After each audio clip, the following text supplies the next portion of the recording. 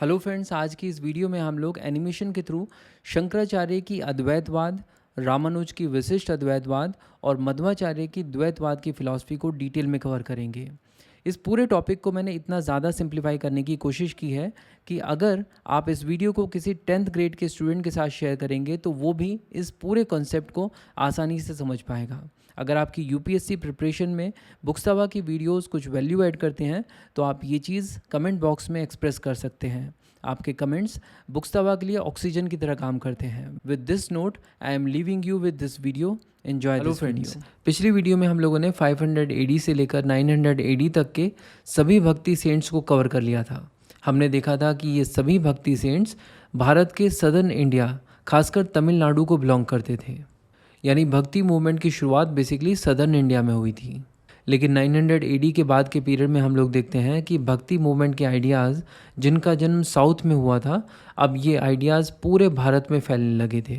और ऐसा हो पा रहा था उन सेंट्स और स्कॉलर्स की वजह से जिनका जन्म बेशक साउथ में हुआ हो, लेकिन जो भारत में घूम घूम कर भक्ति के आइडियाज़ को स्प्रेड कर रहे थे।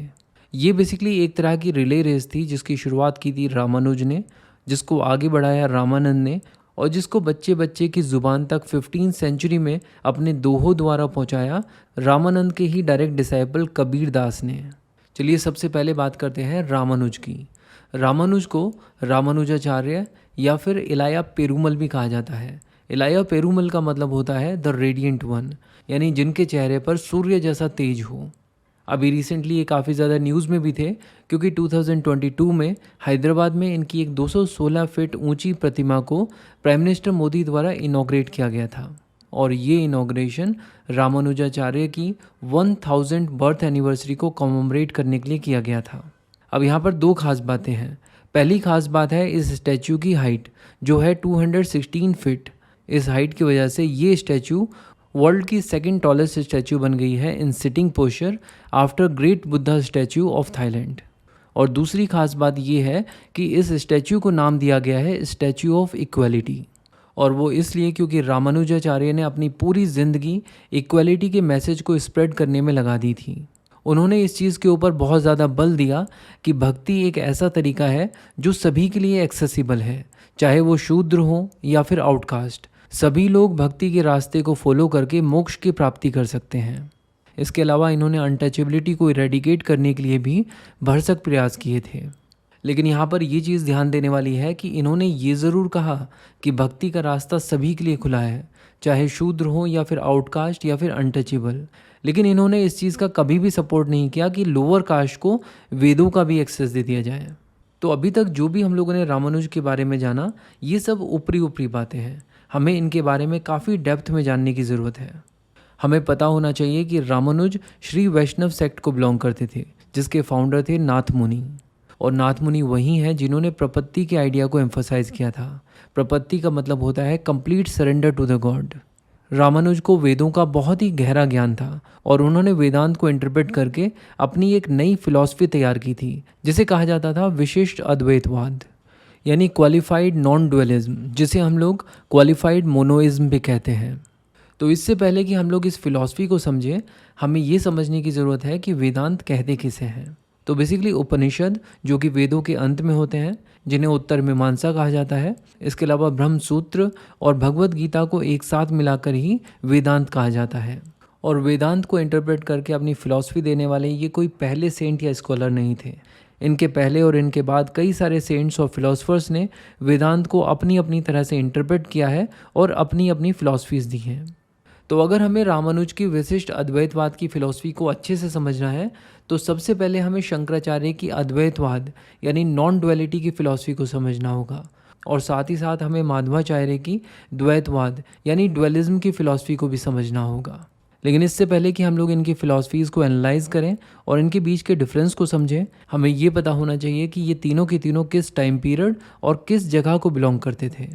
मध्वाचार्य का जन्म हुआ था 1238 एडी में। इनका जन्म कर्नाटका में उडुपी के पास हुआ था और इनकी डेथ हुई 1317 एडी में। और अगर बात की जाए रामानुज की तो इनका जन्म 1017 एडी में श्री पेरम्बदूर में हुआ था, जो कि उस समय चोला एम्पायर का पार्ट हुआ करता था और आज ये जगह तमिलनाडु में चेन्नई के पास है। और इनकी डेथ हुई थी 1137 एडी में। इसका मतलब इनकी पूरी ज़िंदगी जो थी वो 120 ईयर्स की थी। जबकि शंकराचार्य का जन्म 788 एडी में कलाडी नाम की जगह पर हुआ था। ये जगह केरल में है। और मात्र 32 ईयर्स की एज में 820 एडी में केदारनाथ में इनकी डेथ हो गई थी। अपने इस छोटे से जीवन काल में इन्होंने पूरे देश का भ्रमण किया और हिंदुइज्म को रिवाइव करने में एक बहुत ही अहम भूमिका निभाई। इन्होंने एंशियंट इंडियन कल्चरल ट्रेडिशंस और वैदिक अथॉरिटी को वापस से रीअसर्ट किया और पूरे भारत में कई सारे मठ यानी मोनेस्ट्रीज़ की स्थापना की। इनमें से 4 मठों को इन्होंने हेडक्वार्टर बनाया, जिन्हें अमनय पीठम भी कहा जाता है। ये चारों मठ भारत की 4 अलग अलग दिशाओं में हैं।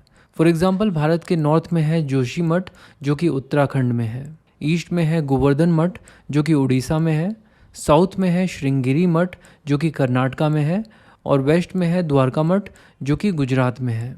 4 दिशाओं में फैले ये चारों मठ भारत की कल्चरल यूनिटी को दर्शाते हैं। तो ये तो बात हो गई शंकराचार्य के जीवन के कुछ इम्पोर्टेंट कामों की। चलिए अब बात करते हैं अद्वैतवाद की, यानी शंकराचार्य की फ़िलॉसफ़ी की। शंकराचार्य कहते हैं कि भगवान यानी ब्राह्मण और आत्मा यानी इंडिविजुअल सोल 2 अलग अलग चीज़ें नहीं हैं। वो कहते हैं कि अगर कॉन्शियसनेस के डीपेस्ट लेवल पर देखा जाए तो हम पाएंगे कि इंडिविजुअल सोल और ब्राह्मण के बीच में कोई भी डिफरेंस नहीं है, ये दोनों एक ही हैं। और इसीलिए ब्राह्मण ही अल्टीमेट रियलिटी है और बाकी सब कुछ मिथ्या है। ये पूरा का पूरा संसार एक इल्यूज़न है, एक मिथ्या है। लेकिन आप और हम जैसे लोग इस चीज़ को नहीं समझ पाते बिकॉज ऑफ आवर इग्नोरेंस। और शंकराचार्य ने इस इग्नोरेंस को अविद्या और माया कहा है। इसी इग्नोरेंस के कारण हम लोग अपने आप को ब्रह्मा से अलग समझते हैं। और अगर हम लोग किसी तरह इस इग्नोरेंस को हटाने में कामयाब हो जाएं तो हम लोग ये जान जाएंगे कि हम में और भगवान में कोई डिफरेंस नहीं है। और जिस पल हम इस चीज़ को रियलाइज़ करते हैं कि आत्मा और ब्राह्मण एक ही हैं, उसी पल हमें मोक्ष मिल जाता है और हम इस जीवन मरण की साइकिल से मुक्त हो जाते हैं। तो अब आप पूछना चाहोगे कि इस इग्नोरेंस को हम कैसे हटा सकते हैं। तो इग्नोरेंस को हटाने का जो मार्ग शंकराचार्य ने दिखाया वो है ज्ञान मार्ग। अब यहाँ पर गौर करने वाली बात ये भी है कि शंकराचार्य ने कहा कि ब्राह्मण निर्गुण है, यानी उनके कोई एट्रीब्यूट्स नहीं है, कोई शेप नहीं है, और वो इटर्नल है, अनचेंजिंग है।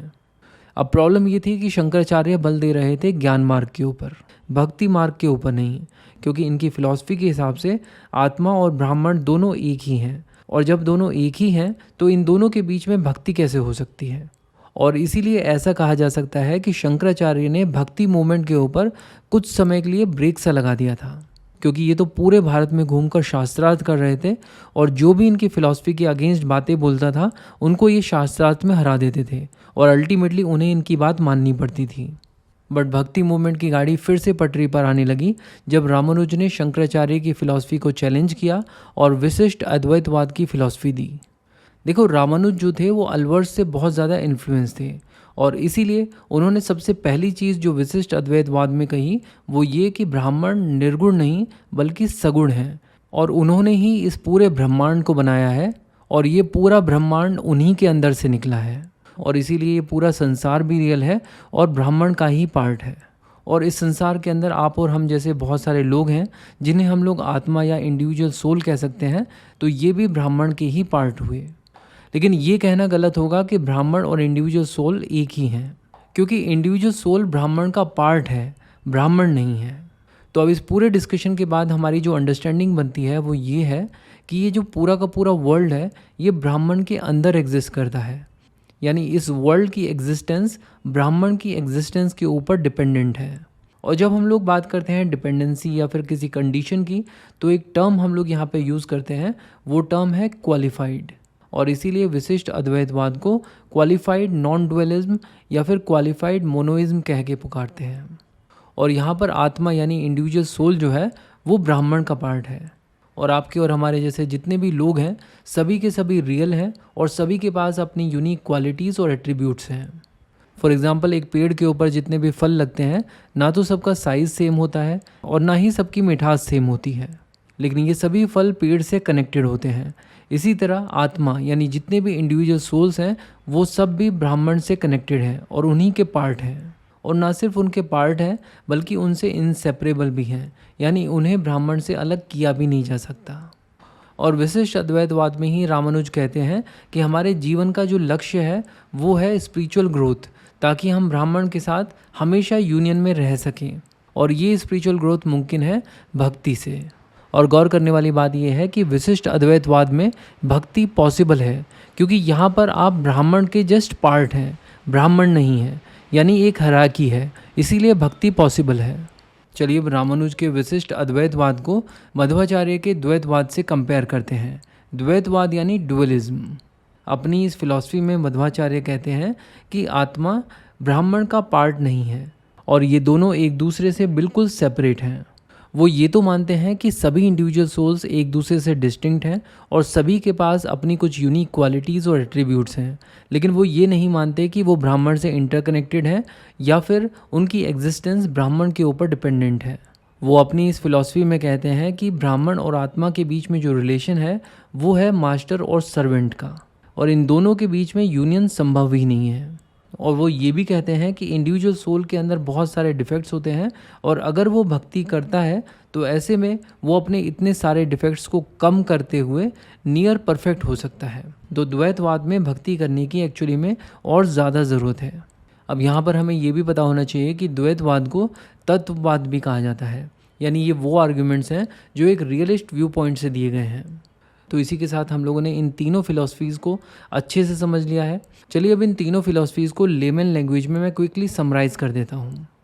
शंकराचार्य अपनी अद्वैतवाद की फिलॉसफी में कहते हैं कि ब्राह्मण और आत्मा यानी इंडिविजुअल सोल एक ही हैं, इन दोनों में कोई भी फ़र्क नहीं है।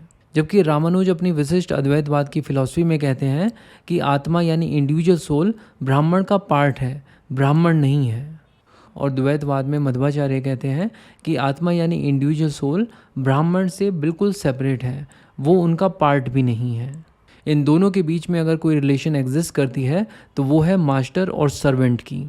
तो इस पूरे डिस्कशन के बेस पर हम लोग कह सकते हैं कि हम लोगों ने शंकराचार्य, रामानुज और मध्वाचार्य की फ़िलॉसफीज़ को बहुत ही अच्छे से एनालाइज कर लिया है। चलिए अब इन तीनों के लिटरेरी वर्क्स के ऊपर भी एक नज़र डाल लेते हैं। शंकराचार्य ने उपदेश शास्त्री को लिखा था, विच मीन्स 1000 टीचिंग्स। इसके अलावा इन्होंने विवेक चूड़ामणि, भज गोविंदम सूत्र और भगवद गीता, ब्रह्म सूत्र और उपनिषद के ऊपर कमेंट्रीज़ भी लिखी हैं। इनकी कमेंट्रीज़ को भाष्य कहा जाता है। और रामानुज ने लिखी है वेदांत सार, वेदार्थ समग्र, वेदांत दीप, और इसी के साथ साथ इन्होंने ब्रह्म सूत्र और भगवद गीता के ऊपर कमेंट्रीज़ भी लिखी हैं। इनकी ब्रह्म सूत्र के ऊपर कमेंट्री को श्री भाष्य कहा जाता है और भगवद गीता के ऊपर इनकी कमेंट्री को गीता भाष्य कहा जाता है। और अगर बात की जाए मध्वाचार्य की, तो मध्वाचार्य ने भारत तात्पर्य निर्णय को लिखा है, जो कि पुराणों और एपिक्स के ऊपर बेस्ड है। इसी के साथ साथ इन्होंने भी ब्रह्म सूत्र और उपनिषद के ऊपर कमेंट्रीज़ लिखी हैं। भक्ति और सूफी मूवमेंट को हम लोग आगे की वीडियोस में कंटिन्यू करेंगे। इंडिया की हिस्ट्री, इंडियन पॉलिटी और इंडियन इकोनॉमी को डिटेल में कवर करने के लिए बुक्स तवा की प्लेलिस्ट को फॉलो कीजिए। Thank you so much for watching and supporting books Tawa.